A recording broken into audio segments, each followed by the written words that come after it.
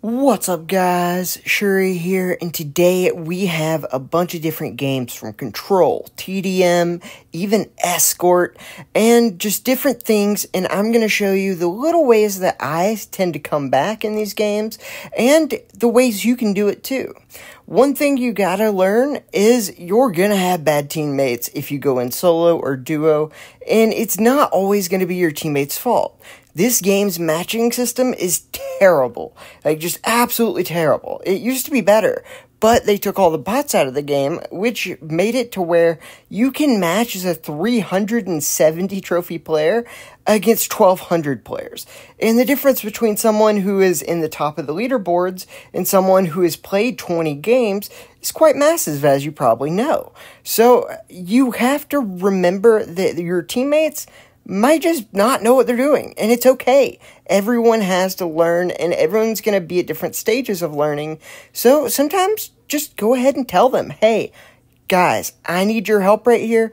Luckily, Annie did a great job after I got two of them to kill the last guy and keep us all alive. But now is the really hard part, where you have to basically hold the hill for 70% while the other team gets 0%.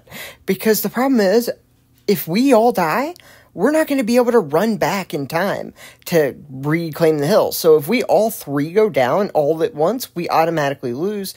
And that is the danger of these kind of games. And that's what makes some of these the most intense comebacks I have ever been a part of. Because I know that if I screw up like I did right there, that it could mean the entire game's over. Luckily, I was able to get here just in time to save the overtime, kill the guy, and make it just long enough for Annie to save the overtime, and I had done it just after the other guy had made it overtime, and that's literally all we did, was we were going in one by one because we had no choice. We couldn't wait to regroup. We had to go in one by one to keep spawning overtimes over and over, and it was just the most crazy and insane thing that actually worked. Luckily, it did, and we actually overtook the hill, and then we were able to keep working together instead of having to be separated. Right here, I knew I was screwed, but then I got the heal. He did notice me at the last second. I sadly wasn't able to go up top to get heals because of the turret of the Sindri, so it was actually a really big problem where I had to stay down there with no health, because if I went up top, I would die. And then right here, it looks pretty bad, but trust me, it gets worse. Luckily, we are able to shoot into there and kill the guy in center building. Center building's really important. If you can hold it, you are in command. And they had two guys in there. It was really hard to get them out. And the worst part is we had this Sindri up there, and he basically didn't play the whole time. And I've ran into a bunch of Sindris like this. It's so frustrating. But there's a problem. Sindri has a few different categories in the best performances that basically only they can win. One is their second ult, one's using their turret, and if they hide a bunch, they'll always have less deaths, and they will get a lot of assists because of their turret and them not actually doing anything to get kills. So when they lose these matches, they're always going to be MVP. Even though they didn't do anything to deserve it, and their existence literally caused you to lose, so they were the opposite of the most valuable player. But the problem is, it doesn't matter. The game gives him the points. But right here, I told him, hey, you go in that hill, and then he does. And that was the turning point of this thing and why we were able to do it. I did ask him nicely, and that's the thing. These guys are not good people, and they're probably used to being treated that way. And so if you're nice to them, even the assholes that are 1,200 Sindris who screw you over and just hope they sometimes get people to carry them out of it, and then if they lose, they get an SVP, well, these guys will even respond to a human just saying, hey, please don't be like this. Come on, I need your help in the hill. Let's do this. We got this. And you know what? Sometimes they do, and this guy did.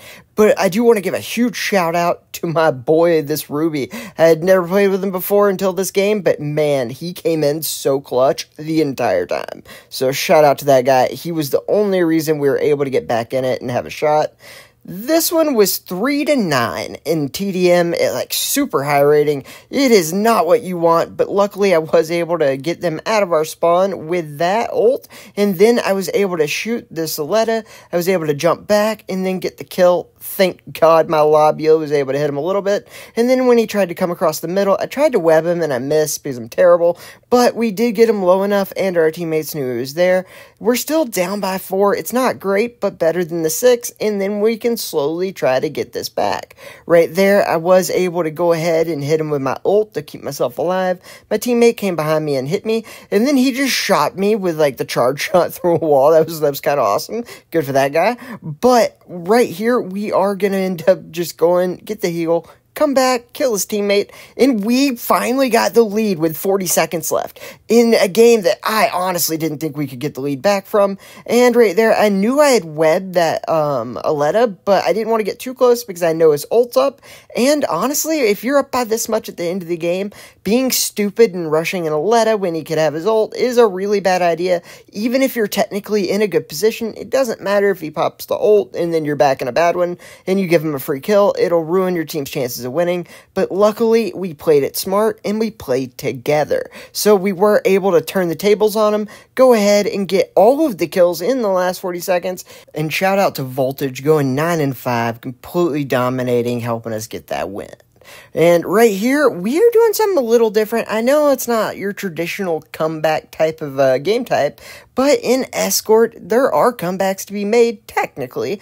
I mean, we had barely put any progress. There's only a minute left, and then we just completely dominate. And the way this one worked was, again, I told my teammates, hey, guys, we need to work together. And that kind of helped a little bit. Another thing I did was I told my chemist, hey, dude, I know that you want to kill people, but we're playing ranked. It's high rated. You have to chill out. You have to heal because these guys are going to be targeting you. These guys are higher ranked than you're probably used to. Trust me, you have to try to heal more with your chemist. And that one did the trick. Our chemist just stayed glued to me, helped me live through the most insane stuff. He did a great job.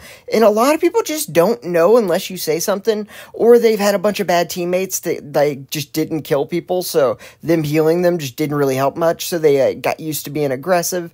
And so sometimes just saying, hey man, like, can you help me with this? Like, let's work together. It's literally all it takes to get somebody who you think's terrible, who's playing really bad and making these mistakes. But really what it is they're just frustrated and they've had really bad teammates, so they've gotten used to playing these like aggressive ways that don't really work that well.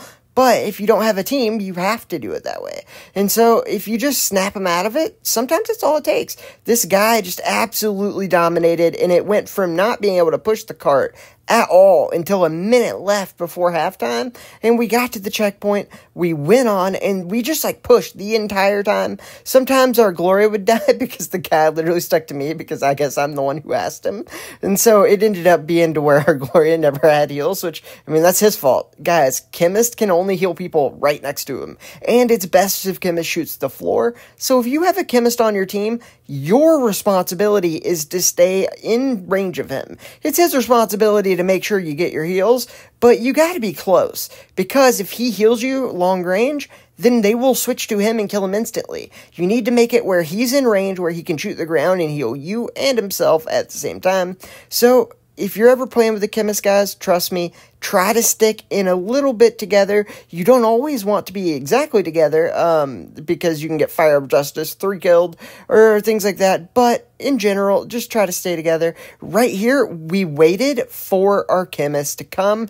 Well, my Gloria didn't, but I did, and then I had to go down early because, I mean, hey, you gotta do what you gotta do, and we are in the last 12 seconds. This was so rough. We get Fire of Justice, we throw our ult, and just do our thing. We know the Chemist is behind us, and then he does pop his thing, and then he goes off to try to heal the Gloria, because the Gloria doesn't really like playing as a team. It is what it is, but I'm just trying to shield them, do what I can. I get ulted, and everything's bad. I do get on the other side of the cart, and I throw a nice little shield for my team, and I stay alive as long as possible, but I do die to that one last guy, and right here, only one guy to go, and it looks like this Sindri was actually going to get away for a second, but then they do end up killing him and winning the game.